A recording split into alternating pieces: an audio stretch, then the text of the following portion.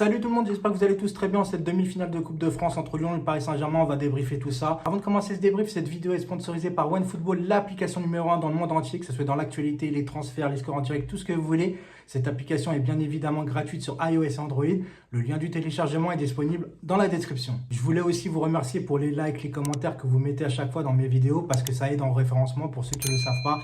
Un like c'est gratuit mais ça aide ma chaîne pour tous ceux qui veulent que j'évolue. Bon, sur cette victoire du Paris Saint-Germain, pour vous il y a des satisfactions ou pas? Déjà je vais vous poser une question pour le 11 parce qu'on est obligé de faire le rapprochement. Vous mettez Cavani ou Icardi contre Dortmund? Répondez-moi en commentaire. Je voulais répondre aussi à ceux qui ne comprenaient pas ma story quand je disais bah non, fallait pas mettre Verratti ce soir titulaire. Ils me disaient mais t'es fou, Verratti c'est notre meilleur joueur, nan.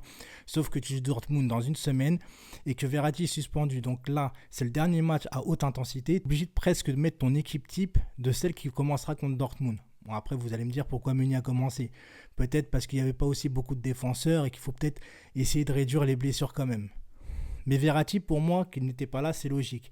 Mes inquiétudes, je commence par mes inquiétudes et après mes points forts. Mes inquiétudes, je trouve, jusqu'au carton rouge de Lyon, je trouve que c'était très très serré. Moi, la défense, les amis, même si Marquinhos a été remis en défense centrale ce soir, je suis inquiet. Je suis inquiet pour la défense. Gay, il m'inquiète aussi.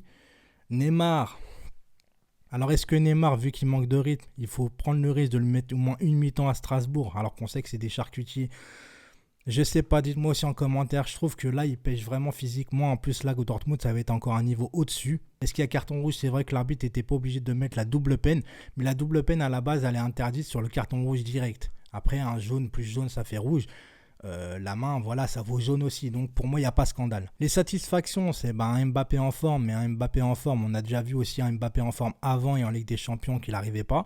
Donc on attendra le 11. De toute façon, on ne va pas se leurrer. On a gagné contre Lyon. On est content parce qu'on a gagné au lâche chez lui pour aller en finale. Mais on attend tous le 11 maintenant, tu vois. Il suffit pas de gagner que contre Lyon. Enfin, que contre Lyon, c'est bien. Ils ont quand même gagné contre la Juve, tu vois. Ils ont gagné contre Saint-Etienne. Enfin, Saint-Etienne, on les met de côté. Même si je veux manquer de respect à personne, ok. Jusqu'au carton rouge, comme je dis, c'était très serré avec pas mal d'erreurs défensives, je trouve. À un moment donné, Navas qui gagne son 1 contre 1. Sinon, Lyon mène 2-1. Peut-être que ça change le match, j'en sais rien. En tout cas, on va pas bouder. On va en finale. On gagne contre Lyon. Après, les motifs de satisfaction, les gens...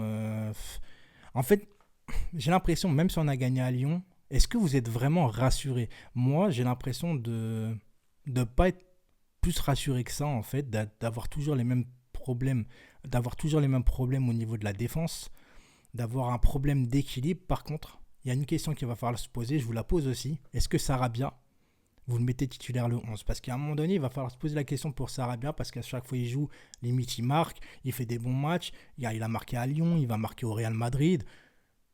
À chaque fois, il joue, il fait ses matchs, Sarabia. Alors, est-ce qu'il faut le mettre à la place de Di Maria? J'en sais rien, je sais pas. En tout cas, je pense qu'avec Sarabia, on a un meilleur équilibre d'équipe. Est-ce que Tourelle va préférer aussi Cavani? Je vais donner mon avis là-dessus. Je pense qu'il mettra Cavani parce que Cavani, grâce à ses replis défensifs, Neymar et Mbappé en font beaucoup moins et sont plus devant. Après, le choix de Cavani, Icardi, je vous laisse le choix d'en parler, d'en discuter, d'en débattre. Moi, je pense qu'on se penche vraiment vers un Cavani titulaire et un Icardi qui rentre à la fin. Cavani qui peut, pendant 60 minutes, 60-70 minutes, en fait, épuiser les défenses grâce à ses appels, sa débauche d'énergie. Après, c'est vrai qu'il loupe. Voilà, c'est son défaut. C'est son défaut, mais est-ce qu'on ne doit pas passer par là pour éliminer Dortmund et épuiser cette défense qui déjà n'est pas forcément bonne à la base? En plus que Marco Reus est déjà forfait au match retour, mais ça ne veut rien dire. On a encore en tête Manchester avec 7 absents. Donc voilà, moi je suis content de la victoire quand même, avec un bon Mbappé, un meilleur Neymar en deuxième mi-temps qu'en première. Peut-être que le rythme s'est élevé et qu'il commence à reprendre du rythme, j'en sais rien. Tout le monde a eu peur de la blessure de Neymar en première mi-temps. Moi ça m'a pas fait peur, hein, les gens. Franchement, il est là, tant mieux pour nous, parce que c'est une force en plus. Il n'est pas là, on jouera plus collectif.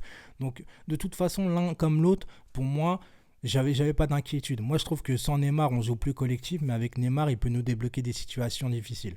Donc, on verra bien. En tout cas, est-ce que je suis pessimiste? Oui. Mais est-ce que j'ai de l'espoir? Aussi. En fait, je serai entre les deux. Je pense que tout le monde sera comme ça. De toute façon, tout le monde va y croire. C'est obligé. Sinon, comme je dis, tu regardes pas le match. Après, on va voir comment ça va se décanter et tout. Mais attention, Dortmund, c'est pas Lyon. Hein. Parce que là, j'ai peut-être envie de faire la blague. On n'est pas la Juve. Nous, on va gagner à Lyon. Mais c'est un autre contexte, un autre match. C'est pas la Ligue des Champions non plus. Mais en tout cas, Dortmund, ça va très très vite. En tout cas, Dubois de Lyon en latéral droit, il me plaît beaucoup. Je sais pas pour vous, mais en tout cas, quand je vois le match de Meunier et je vois le match de Dubois, ça n'a absolument rien à voir. Voilà tout le monde, j'espère que vous avez aimé cette vidéo. Je vous donne rendez-vous ce week-end pour le débrief contre Strasbourg, mais surtout le 11, voilà, contre Dortmund, où tout le monde sera stressé, parce que ça va aussi nous donner la suite de la saison, parce qu'on sait très bien que si on ne passe pas, la saison est finie pour nous, parce que voilà, ça va être en roue libre. Comme je dis, on a 13 points d'avance sur Marseille, il reste 11 matchs. Donc voilà, si vous faites le calcul, ça va être très très difficile pour nous faire rejoindre. Donc voilà, j'espère qu'on va passer parce que sinon on va passer une fin de saison encore merdique à s'ennuyer. Donc voilà, je vous embrasse tous et portez-vous bien, c'était Seis, restez connectés. Ciao.